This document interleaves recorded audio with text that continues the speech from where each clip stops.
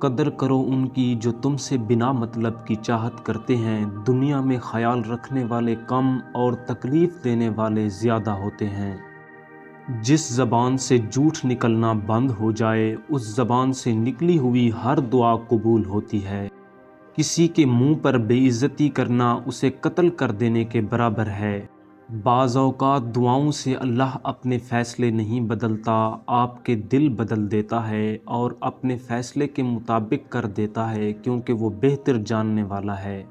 حضرت محمد صلی اللہ علیہ وسلم نے فرمایا، لوگوں کی نسلیں بیٹوں سے چلتی ہیں، میری نسل میری بیٹی فاطمہ رضی اللہ عنہا سے چلے گی۔ وہ جگہ چھوڑ دو جہاں تمہارے احساس اور تمہارے الفاظ کی قدر نہ ہو، پھر چاہے وہ کسی کا گھر ہو یا کسی کا دل۔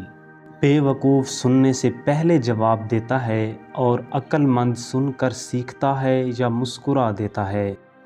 کسی کا دل اتنا مت دکھاؤ کہ وہ اللہ کے سامنے تمہارا نام لے کر رو پڑے، کیونکہ ٹوٹے ہوئے دل سے نکلی آہ عرش تک جاتی ہے۔